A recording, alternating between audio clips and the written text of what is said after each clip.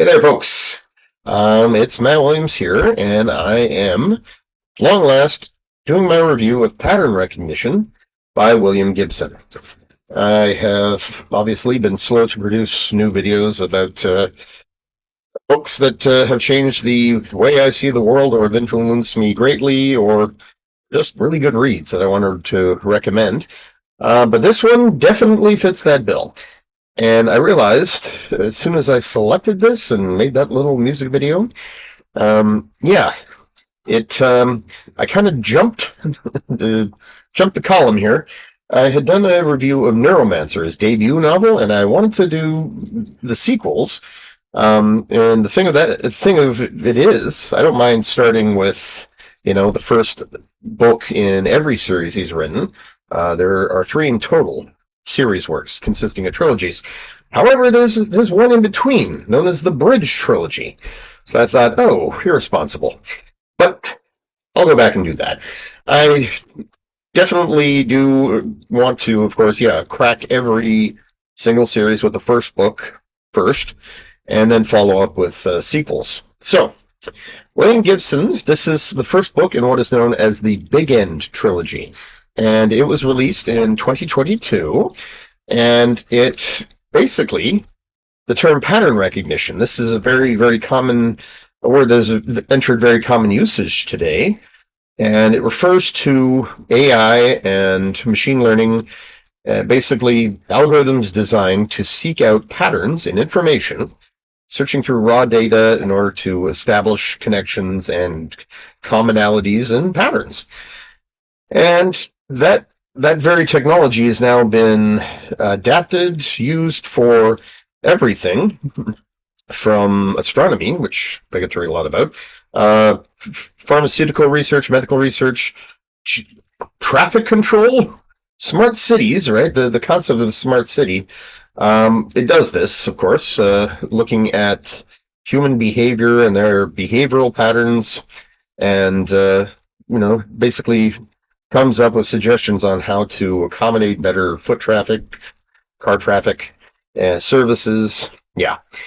And of course, the big giants, the tech giants, Google, Amazon, etc., they use this for consumer data to find out what people are buying and, hit more products to you.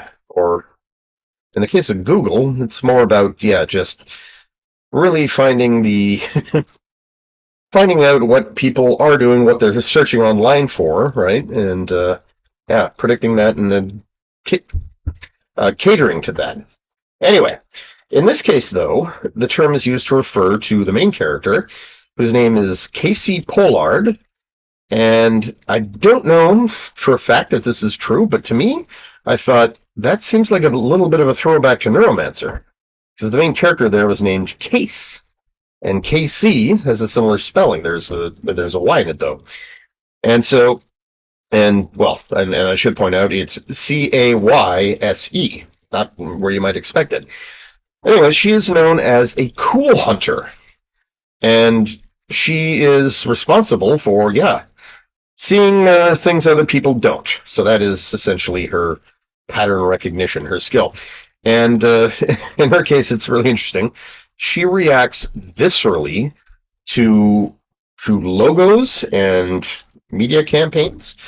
And so, as a result, people hire her, advertising firms mainly, they hire her to evaluate new logos, new designs, any company that's looking to rebrand itself or make some changes, they call her in. And she'll tell you within a few seconds whether or not what you've got there is cool. And there's a bit of a subplot where she responds with complete aversion and nausea to seeing the Michelin Man. And she has no idea why. It's just, it's sort of her private shame and weakness. So it starts with her being hired by this big marketing firm called Bigend Enterprises, I guess. And hence the name of the series, because the guy who runs it is Hubertus Bigend. He is a super wealthy Dutch national, and of course he's got companies and shell companies and investments all over the world. But he's into marketing, and his big thing we learn throughout the series is about predicting the future, market trends and so forth, but not the future in a holistic sense, but just like 17 seconds into the future. What's the next move coming? And for an economist or for a marketing executive, that's all you need, right? So Casey then, she takes the job, and the first point in her investigation, she's contacted by a friend in the film forum named Parkaboy, and he tells her that there's an encrypted watermark in the footage, and that he has tracked down someone who knows the encryption of it, so that basically you can see it and also follow that back to its source. And so he tells her that, yes, the person is in Tokyo, so she flies there with her sidekick assigned to her, named Boon Chu. Yeah, he's a computer expert. And so what they do is they start basically catfishing the guy.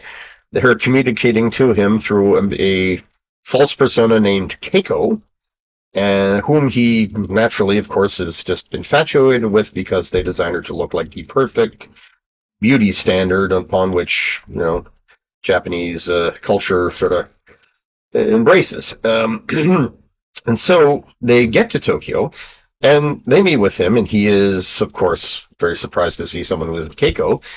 But they indicate that, we have proof that, she's here, or that she's a real person.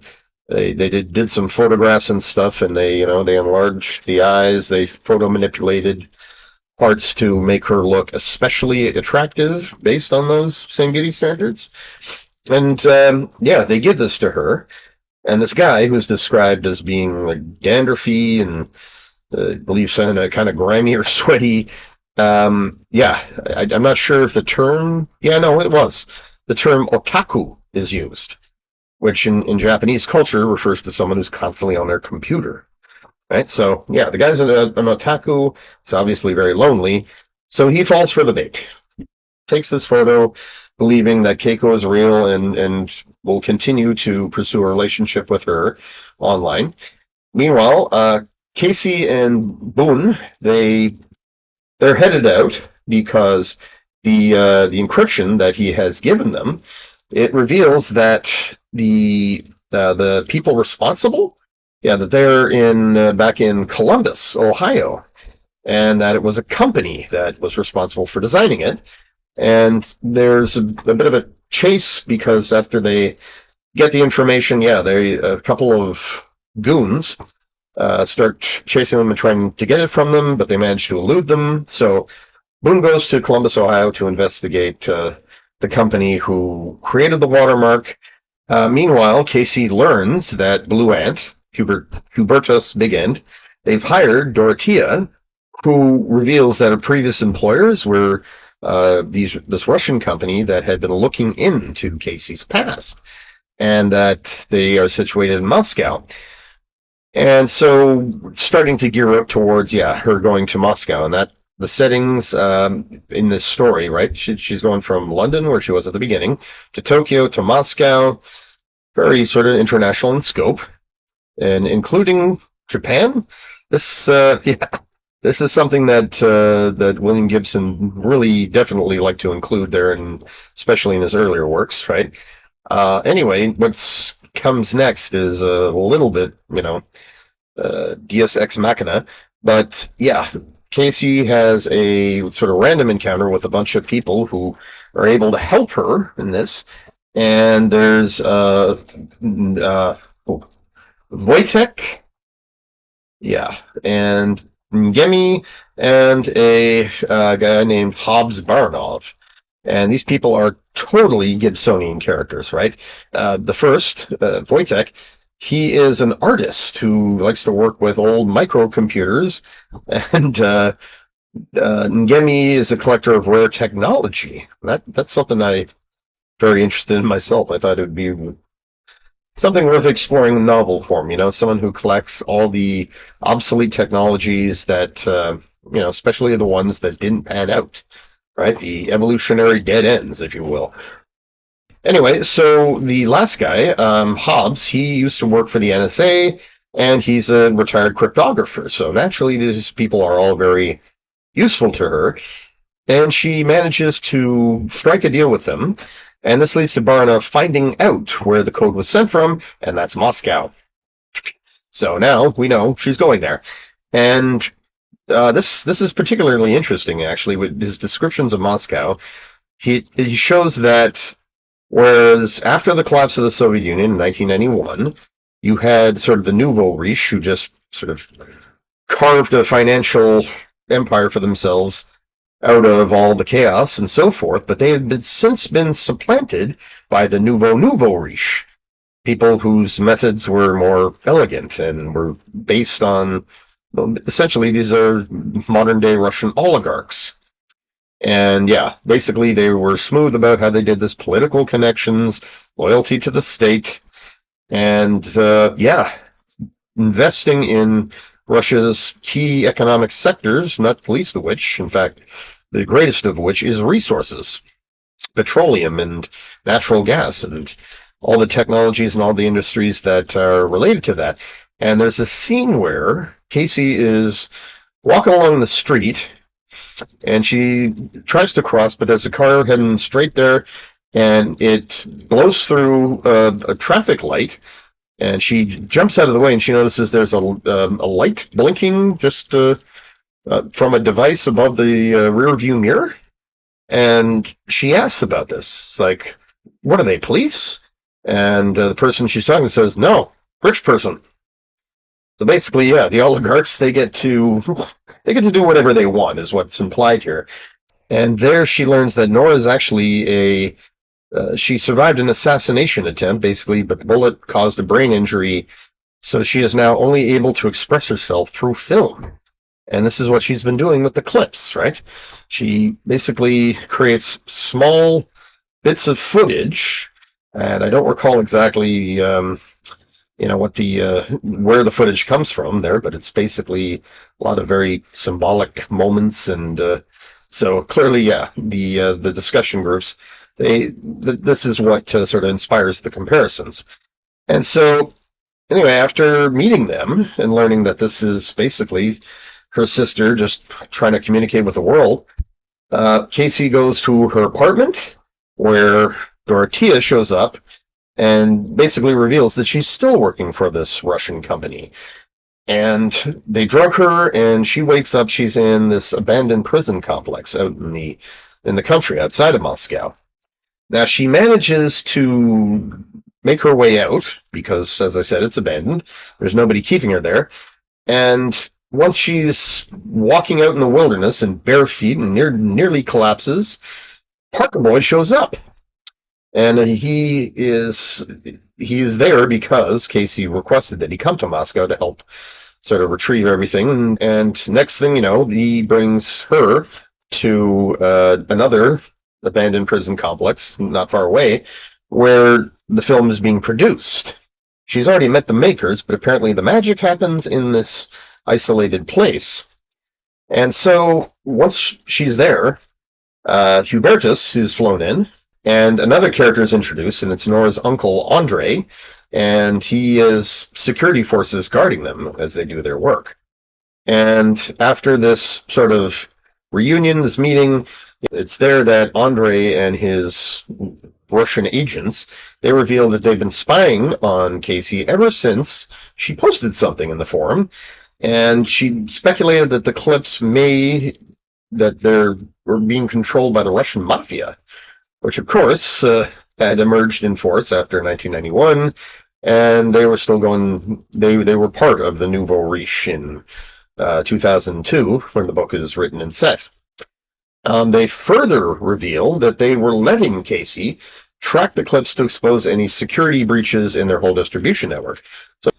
So they, of course, have naturally apologized for all the trouble they put her through and all of their. But basically, they wanted to make sure that she was on the up and up because they had learned they had been tracking her and her responses in the forum and what she had to say about the the footage. And as soon as she was hired by Bigend, a marketing firm, they naturally felt suspicious and concerned. And so they hired Dorothea to keep track of her, as Dorothea had already admitted. And during her operation, they had transferred control or oversight of her to other people in the organization who were big-time traditionalists, and it was their idea to basically stick her in a prison cell out in the Russian countryside. So it was not a coincidence that once picked up, right, it was revealed that, yeah, the actual place where the footage is made, it's nearby. This whole complex belongs to these guys. So they also provide Casey with the last known whereabouts, the information about her father. And unfortunately, it doesn't resolve that particular mystery. And of course, it's now revealed that her searching for meaning in the footage and the makers is very much driven by her searching for answers as to her father's disappearance. However, she takes that information and decides to, let it go. It's clear that her father is either dead or just he's not coming back, and that she needs to move on with her life. And yeah, this she does, as her and Parker Boy are kind of get together at the end, and she learns his real name, Peter something, and true to Gibson's usual format, yeah, story ends with the main characters getting together. And so what this novel essentially amounts to is, yeah, it's a lot of themes and motifs that Gibson had really sort of established for himself in his, Neuromancer and its sequels were called the Sprawl Trilogy, which were set in the relatively, I believe the early 21st century, but written in the 80s, and the Bridge Trilogy, which he wrote in the 90s, was set also somewhere in the 2000s. So, yeah, it became less a matter of far speculation and sort of near-term speculation. So, yeah, he's now gone with the Bigend trilogy. He's gone from predicting the not too distant future to predicting the near future to today, and the obsession of one man to predict the future, which is very interesting. And of course, yeah, to Gibson, yeah, this all comes down to the patterns. That's the title, right? And yeah, how these interact, how they form nodal points, and how they influence everything. And yeah, it is also, though, just a little bit weird, as much of everything in the Bigend trilogy is. It's like, why did Bigend need to know this, right? He seems driven by an insatiable curiosity that really doesn't explain why he wanted to find the makers of this film footage, but it had something to do with how art is appropriated by consumer culture, and he knows plenty about that. But it also gave us like a nice little romp through the early 21st century, and how there was this big obsession, and it's been suggested too, right? This was a bit of a commentary on Francis Fukuyama, who wrote in the early 90s an essay called The End of History, where he basically argued that that history was over, right? The long struggle represented by the Cold War and the struggle between democracy and dictatorship that had been happening since really time immemorial, since the dawn of civilization as we know it. Yeah, that it had now effectively culminated with democracy won, free markets won, capitalism won, and yeah, freedom of expression and all that victory. So it echoed what Francis Fukuyama was saying. But at the same time, it's like, well, 9/11 really kind of changed that. It established for many people, it's like history's not over. There are new challenges, new enemies, all that stuff, and a lot of the optimism that was there in the 90s, which I do miss, it just kind of, it went downhill. And Gibson was very correct to get in on this, right? Because throughout the 90s, right, you had the movement known as post-cyberpunk. and that was his Bridge trilogy. It was very post-cyberpunk, right? It wasn't all dark and gritty, you know, it wasn't like how technology is ruining lives or the world and corporations rule everything and all that stuff. It was more along the lines of technology is ambiguous. It's revolutionizing the world and our lives in ways that are mixed, good and bad. And ultimately, it's like, you know, on the overall balance or spreadsheet, the good is like coming out, and the future will be good. That seemed to be the attitude of post-cyberpunk writing. And I believe I talked about this with Neil Stephenson, right? Because his Diamond Age was a perfect example of post-cyberpunk literature, and it kind of established the whole nanopunk movement, which is like a subgenre, but, you know, really don't need so many subgenre names. These all kind of fit neatly into... Yeah, anyway, but after 9/11, there was a lot of new trends in science fiction writing, which once again were negative, right? Fearful. And as the War on Terror unfolded, you had a lot of people returning to Orwellian themes, right? The state spying on us, domestic surveillance, the use of vague threats coming from overseas or right here at home. They could be anywhere. Now, used to basically keep people in fear and keep them obedient. Extremely Orwellian. And yeah, that was represented in new science fiction titles that began to come out. And Gibson wasn't really doing that with the Bigend trilogy.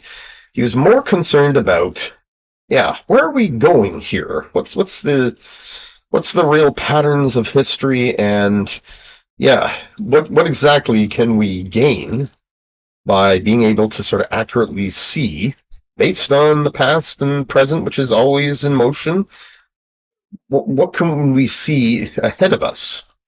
And yeah, how would that revolutionize the world and affect our ability to rule it, run it, survive in it, thrive in it, etc.? So yeah, there is that. But the aforementioned weirdness, yeah. Yeah, a lot of the elements that are in there, you're kind of hard pressed, you're kind of scratching your head and wondering as to why this happened. And of course, how the denouement, right, where everyone sort of comes together and they're like, oh, this was just a big misunderstanding. Sorry. Yeah, this ending did seem a little anticlimactic, and that was true about a lot of the the Bigend trilogy. Anyway, what I will say is, with this book, it confirmed a sort of trend that I noticed. When I first read Neuromancer, I just couldn't access it, right?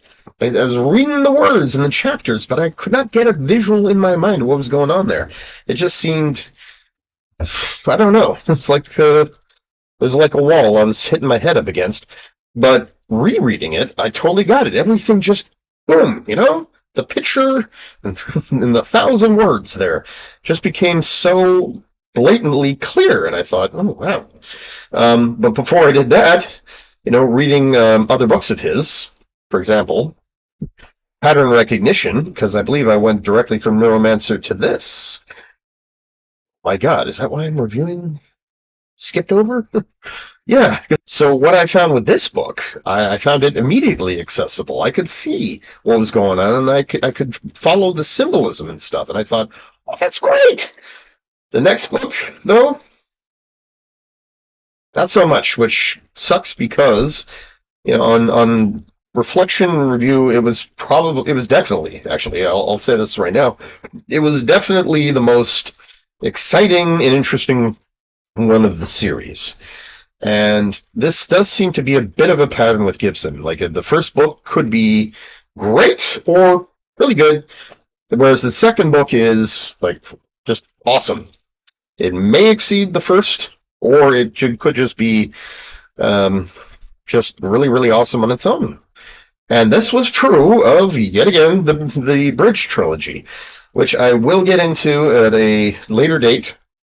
But now that I've covered this, I want to get into, in addition to the Dune sequels, I want to get into the Neuromancer sequels. Because after Neuromancer, he wrote Count Zero. It was awesome. Hard to compare that to Neuromancer, which was such a breakout hit and just, really helped revolutionize the cyberpunk movement. I mean, it basically brought, I should say, it brought the cyberpunk movement to a whole audience, largely American, who were otherwise not. Yeah, the following was kind of cult-like prior to his book, and yeah, it stayed around for a while, and it was kind of became passé by the late '80s and early '90s, and yeah.